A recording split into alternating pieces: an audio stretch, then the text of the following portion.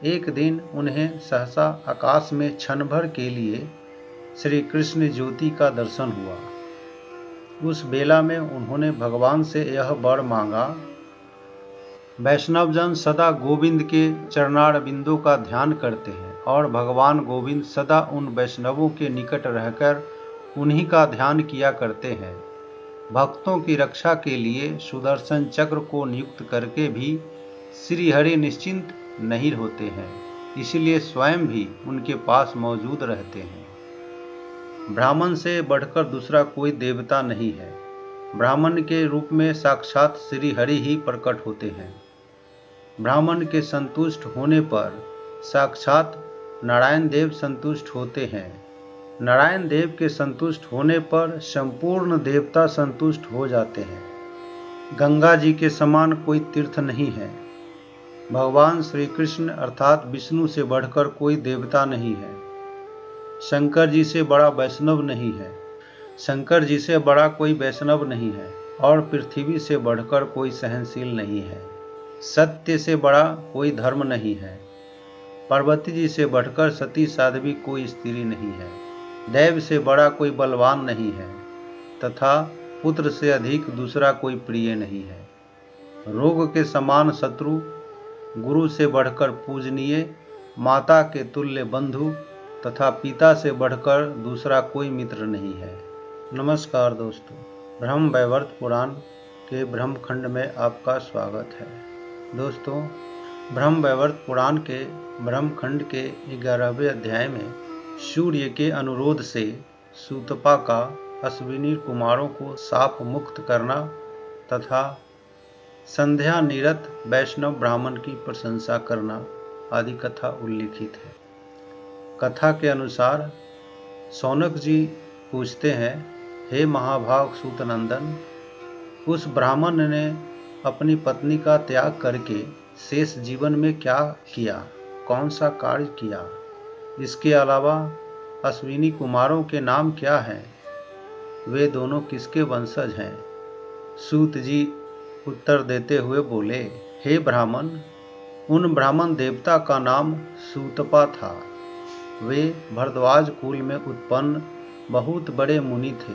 उन्होंने पहले हिमालय पर रहकर भगवान श्री कृष्ण अर्थात भगवान विष्णु श्रीहरि की प्रसन्नता के लिए दीर्घ काल तक तपस्या की थी। उस समय वे महातपस्वी और तेजस्वी मुनि ब्रह्म तेज से दैदीप्यमान दिखाई देते थे। एक दिन उन्हें सहसा आकाश में क्षण भर के लिए श्री कृष्ण ज्योति का दर्शन हुआ। उस बेला में उन्होंने भगवान से यह वर मांगा, प्रभु, मैं आत्मनिष्ठ हो प्रकृति से परे सर्वथा निर्लिप्त रहूं। उन्होंने मोक्ष नहीं मांगा। उन्होंने केवल भगवान से उनकी अविचल दास्य भक्ति के लिए याचना की। तब आकाशवाणी हुई, हे ब्राह्मण, पहले स्त्री परिग्रह अर्थात विवाह करो, उसके बाद भोग संबंधी प्रारब्ध के छिन्न हो जाने पर मैं तुम्हें अपनी दास्य भक्ति दूंगा। तदनंतर स्वयं ब्रह्मा जी ने उन्हें पितरों की मानसी कन्या प्रदान की। उसके गर्भ से कल्याण मित्र नामक पुत्र का जन्म हुआ। वह बालक तेज से परिपूर्ण था। बताया गया है कि उस बालक के स्मरण मात्र से किसी को अपने ऊपर वज्र या बिजली गिरने का भय नहीं रहता। इतना ही नहीं, कल्याण मित्र के स्मरण से निश्चय ही उन बंधुओं की भी प्राप्ति हो जाती है जिनका दर्शन असंभव होता है। महामुनि सूतपा ने किसी कारणवश कल्याण मित्र की माता का परित्याग करके उसी समय पूर्वापराध का स्मरण हो जाने से सूर्य पुत्र अश्विनी कुमार को भी शाप दिया, देवाधम, तू अपने भाई के साथ यज्ञ भाग से वंचित और अपूज्य हो जा। तेरा अंग व्याधिग्रस्त और जड़ हो जाए। तू अकीर्तिमान अर्थात कलंक युक्त हो जा। ऐसा कहकर सूतपा अपने पुत्र कल्याण मित्र के साथ घर चले गए। तब सूर्य देवता दोनों अश्विनी कुमारों के साथ उनके निकट गए।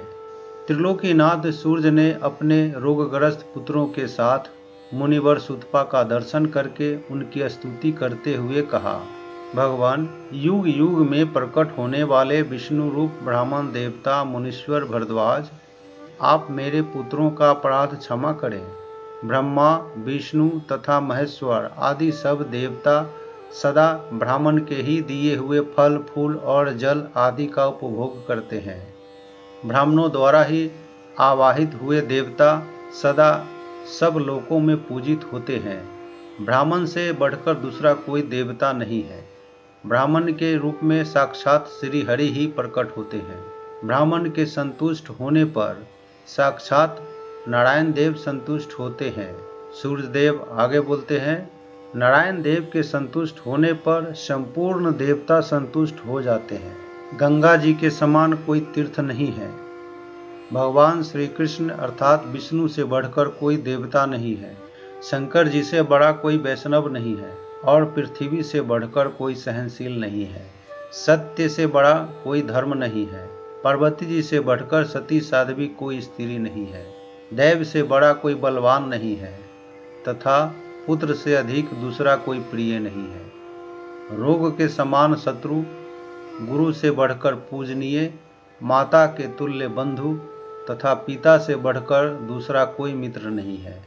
भगवान सूर्य का यह वचन सुनकर भरद्वाज सूतपा मुनि ने उनको प्रणाम किया और अपने तपस्या के फल से उनके दोनों पुत्रों को रोग मुक्त कर दिया। फिर कहा, देवेश्वर, आगे चलकर आपके दोनों पुत्र यज्ञ भाग के अधिकारी होंगे। यूं कहकर सूतपा मुनि ने भगवान सूर्य को प्रणाम किया और तपस्या के छिन्न होने के भय से भयभीत हो श्री हरि को सेवा में मन लगाकर गंगा तट को प्रस्थान किया। तत्पश्चात भगवान सूर्य दोनों पुत्रों के साथ अपने धाम को चले गए। विद्वान हो या विद्याहीन, जो ब्राह्मण प्रतिदिन संध्या बंदन करके पवित्र होता है वही भगवान विष्णु के समान वंदनीय है। यदि वह भगवान से विमुख हो जाए तो वह आदर का पात्र नहीं है। जो एकादशी को भोजन नहीं करता और प्रतिदिन श्री कृष्ण की आराधना करता है, उस ब्राह्मण का चरणोदक पाकर कोई भी स्थान निश्चय ही तीर्थ बन जाता है। जो नित्य प्रति भगवान को भोग लगाकर उनका उच्छिष्ट भोजन करता है तथा उनके नैवेद्य को मुख में ग्रहण करता है, वह इस भूतल पर परम पवित्र एवं जीवन मुक्त है। कुलीन द्विजों का जो अन्न जल भगवान विष्णु को अर्पित नहीं किया गया है, वह मल मूत्र के समान है, ऐसा ब्रह्मा जी का कथन है। ब्रह्मा जी तथा उनके पुत्र सनकादि सभी विष्णु परायण हैं। फिर उन्हीं के कुल में उत्पन्न हुआ ब्राह्मण श्री हरि से विमुख कैसे हो सकता है।